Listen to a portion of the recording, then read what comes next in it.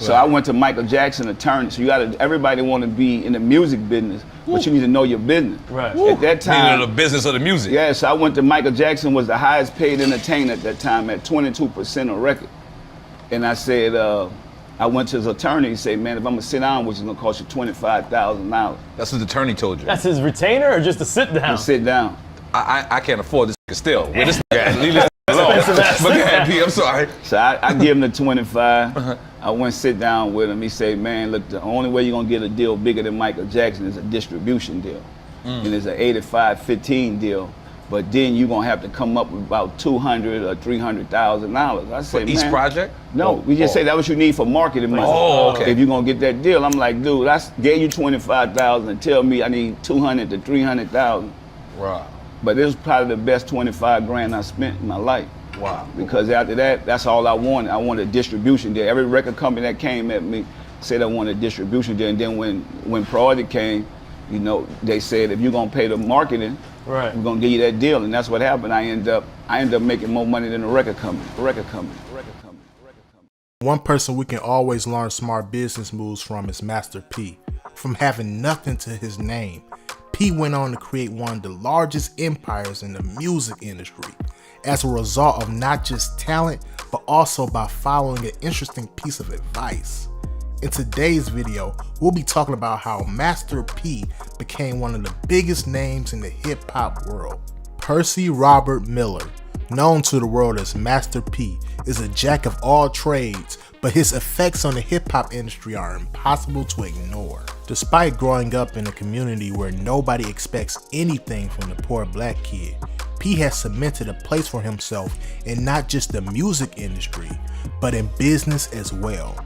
From his experience on the streets, he gained top-notch negotiation skills, which he used to manipulate and influence the music industry. Today, Master P is the founder of No Limit Records, the CEO and founder of P. Miller Enterprises, the creator of Rap Snacks, and many other enterprises. Through these, he has solidified himself as a businessman and amassed a net worth of at least $200 million. Although he has all this now, P grew up with nothing, not money or privilege. All he had going for him was that he was street smart, ambitious, and self-confident. Like most black kids in the 70s and 80s, young P grew up in an unstable environment.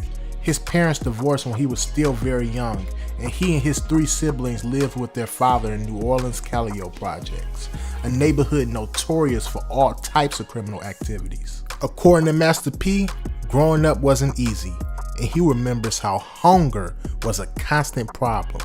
He's quoted as saying, "We had a house full of people and an empty refrigerator. I was so hungry that my stomach was literally cramping. Not one person at home had a job, and since he couldn't get one either, young P was determined to create one for himself." At the age of 16, he developed an interest in business. One day he saw a former neighbor who had left to become an insurance salesman return in a Mercedes-Benz. That was the moment that changed P's mindset. He was determined to go into business and make a lot of money from it. He started his first business while he was a senior in college, selling cell phones throughout New Orleans.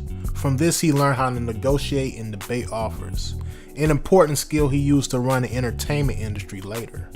On top of that, he started making money for himself and his family to meet basic needs to an extent.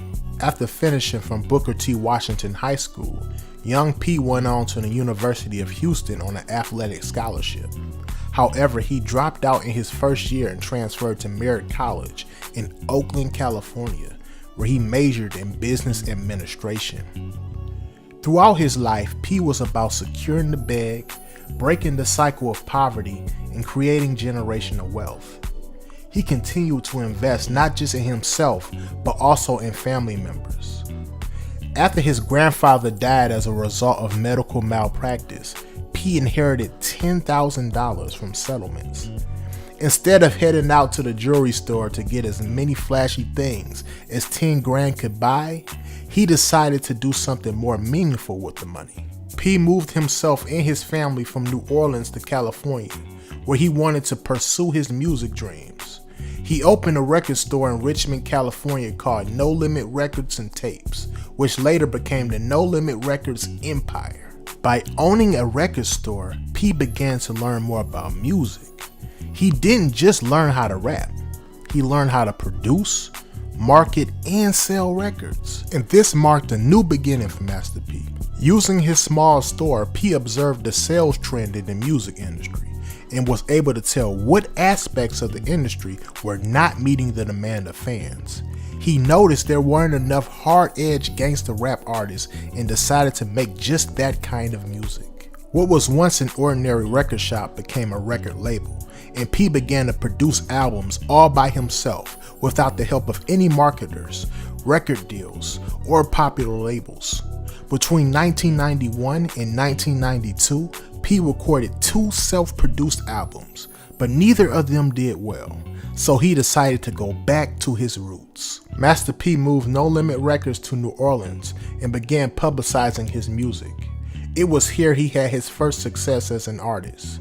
His 1994 album, The Ghetto's Trying to Kill Me, and the next one, 99 Ways to Die, were a huge success.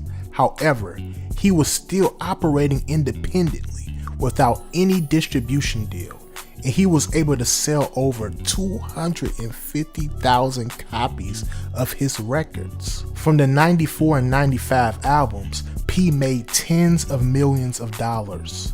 But he had been in the business long enough to know that a distribution deal would increase how much he made per album. However, there was a setback. The entertainment world is designed to take advantage of desperate artists.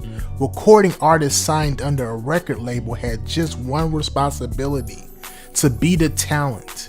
Everything from production to marketing is handled by the company, and because of that, the company gets a much higher percentage of the money each album generates. Master P was determined not to be used by the industry and settle for just any kind of deal, so he turned down many record deals, including a $1 million deal from Interscope. One day he found out that pop king Michael Jackson was the artist with the biggest deal. Therefore, P reached out to Michael Jackson's lawyer to set up a business meeting. However, this meeting cost him a lot of money. Jackson's attorney charged him $25,000, which had a lot more value in the 90s than it does today. However, P was willing to pay much to learn about the music business. The attorney advised that the only way for him to get close to Michael Jackson was to get a distribution deal where he'd get a higher percentage. P took this advice, and in 1996, he signed a distribution contract with Priority Records, which included an 85-15% profit split. Later that year, he released his next album, Ice Cream Man, which was one of the most successful records that year.